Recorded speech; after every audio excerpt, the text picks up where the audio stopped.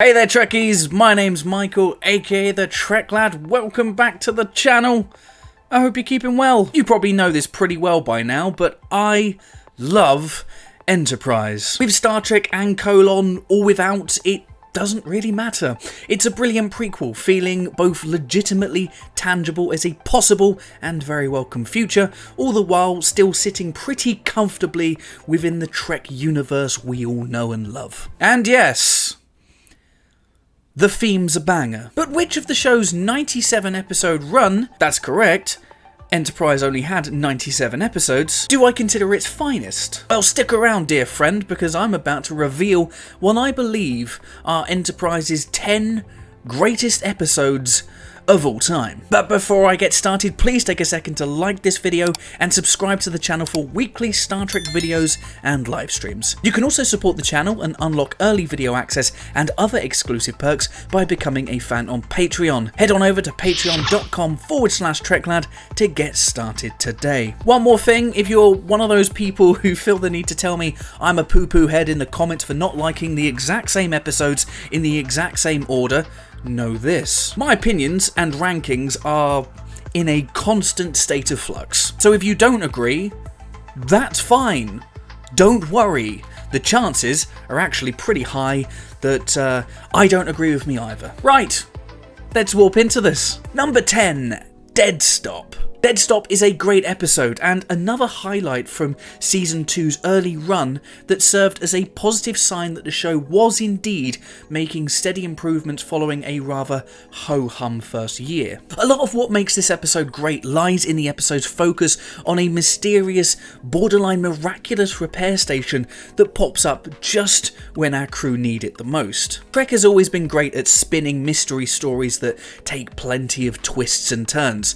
But at the time of the episode's airing, these tropes were starting to wear pretty thin. We pretty much knew what we were getting, but the fantastic production design, a subversion of genre expectations in having such an insidious station take the form of a welcoming oasis in space, gives the episode a unique look and feel. And with our real world increasingly leaning on things like self-service checkouts and other automated services, this episode and its Roxanne Dawson voiced solution feels increasingly closer to becoming a reality, which is pretty terrifying. Number 9, Cold Station 12. The Augments episodes from the show's final year are arguably the strongest of the season, but like many classic trilogies, the middle chapter is by far the most thrilling, because usually, and very much in this case, the baddies actually won. Cold Station 12 takes the character types that we've seen famously in Space Seed and The Wrath of Khan and takes it in a different direction with flashbacks giving the antagonist superhumans some much appreciated depth and motivation. Having already made quite an impact in the previous episode Borderlands, Alex Newman's Malik takes it up another notch still with his sadistic action shocking even his father, Brent Spiner's Dr. Soon, no, not that one, leading to some amazingly intense moments between the two. Perfectly showcasing the Augments as brilliant but equally deranged, Cold Station 12 is exciting, dramatic, and also boasts one of the show's best mid-season cliffhangers as well. Number 8, Stratagem. Enterprise's crack at a simulation fake-out is one of Season 3's best and perhaps most underappreciated episodes. Immediately thrust into an unfamiliar environment populated with scruffy future versions of Archer and Degra, the initial reaction to Stratagem, and rightly so, was what the fuck? Of course the truth would eventually be revealed, but the episode unfolded brilliantly, with a welcome non-linear structure that helpfully filled in the gaps as the show evolved into a clever battle of the wits. Playing fake future Archer, Scott Bakula continued to play up the captain's new, grittier attitude, and crucially, we were also able to learn and begin to care for Degra, the man who we initially believed was being set up as the season's chief baddie. Spoiler, it was actually this guy. There are some that say that long serialized stories don't lend themselves particularly well to an isolated rewatch. And while there are some episodes in Season 3 that do benefit from being watched in a batch, I don't think this is one of them. Number 7, Shuttlepod 1, aka the start of my favourite bromance in all of Star Trek. Much like Bashir and O'Brien in early Deep Space Nine, the origin of Trip and Malcolm's friendship is rooted in conflict, taking shape here in an increasingly desperate fight for survival. Sounds pretty bleak, right? Well, at times it is, but Shuttlepod 1 is actually probably one of the show's funnier installments, with loads of hilarious moments between the bickering twosome. Malcolm's letters to his lost loves and his iconic remark at T'Pol's derriere being amongst my personal favourites. But Shuttlepod 1 is more than just booze and bum jokes. The simple bottle show setup gave two of Enterprise's primary players plenty of key development time, and it worked a treat with Malcolm and Trip going on to become the best of friends on and off the screen. Number 6, Cogenitor. While Enterprise was considered a more action-oriented show, we still got plenty of episodes that tackled the themes and issues that Star Trek has famously never shied away from. Tackling systemic gender-based discrimination, Cogenitor can be a tough watch, an episode that today feels more imperative than ever before. Its place in a Trek prequel show only adds to the tragic outcome, because we know a situation like this would almost certainly be handled differently in, say, Picard's TNG era. Enterprise just doesn't get enough credit sometimes. We knew as early as the show's first episode that Trip could struggle to adjust to new worlds and civilizations. Again, another tick in the "this is actually a decent prequel" column. A powerful story with some excellent performances from regulars and guest stars, Cogenitor is a memorable episode that stays in the mind long after every watch. Number 5, Twilight. A good what-if story is a classic sci-fi trope. It's something we've seen plenty of times before in Star Trek, but arguably never better than in this third season gem. As far as cold opens go, Twilight might just be up there with the best in franchise history, showing the unthinkable destruction of Earth and Archer's bewildered reaction to it all before a hard cut to black and the opening credits.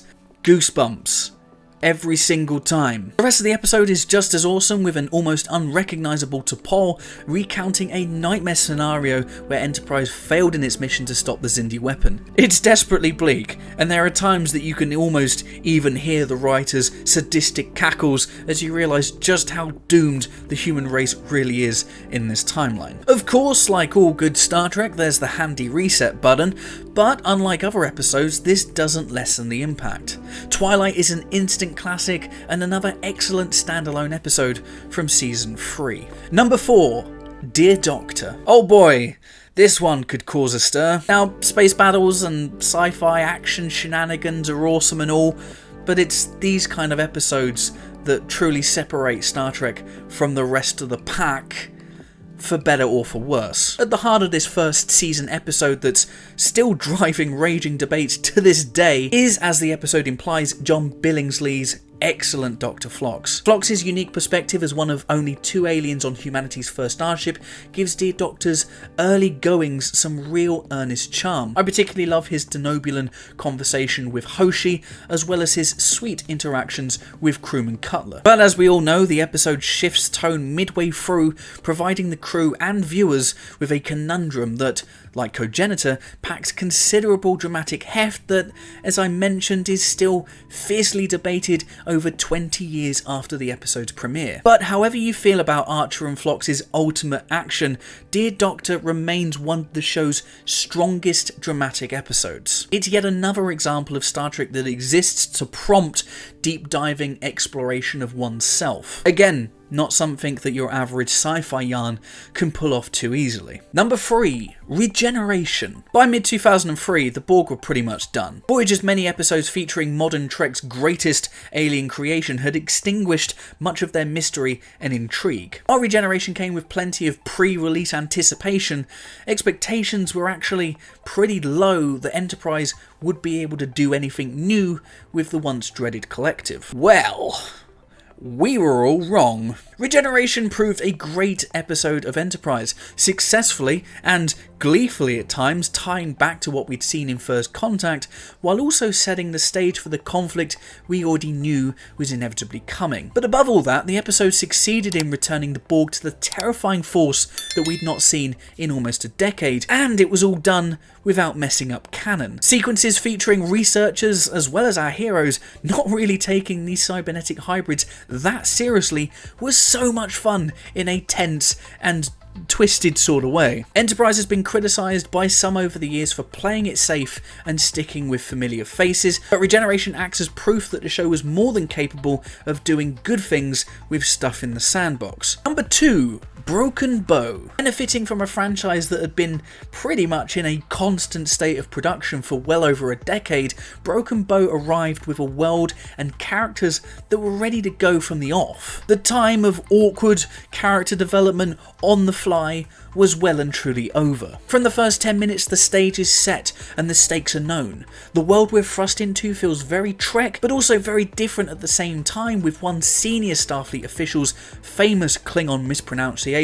effectively showing us just how long this road was going to be. Don't get me wrong, there are other strong Trek debuts out there, but this one just feels more refined and assured. The story feels part of something larger, but comfortably self-contained at the same time, while the introduction to our new crew feels more effortless than ever before. Enterprise's maiden adventure isn't just one of the show's all-time best episodes. I think that you could make a serious argument for it being Trek's all-time greatest first episode. Honestly, I don't even think that's a controversial thing to say. And number 1, Damage / The Forgotten. Alright, I know I'm cheating here, but these two episodes are so close together, not just in air date, but also quality, that I just had to include both as Enterprise's greatest episodes. The culmination of Season 3's year-long Xindi arc gave us some of the most compelling Star Trek ever. The return of hard serialization allowed the showrunners to do things they initially wanted to do with Voyager, with every action coming with very real consequences. The sight of a battle-ravaged Enterprise barely surviving was shocking to say the least, but it's the variety of character work that truly elevates these episodes to top-tier status. The stoic but clearly broken demeanour of Archer as he realises the extent of the devastation, his desperate actions that eerily but intentionally mirror those of the season's early pirate antagonists. T'Pol's increasingly visible emotional breakdown, realised incredibly by Jolene Blalock. And of course Trip, whose main season arc culminates in The Forgotten, with the episode providing an emotional and slightly meta commentary on Trek's nameless but celebrated red shirts. Personally, Enterprise's third season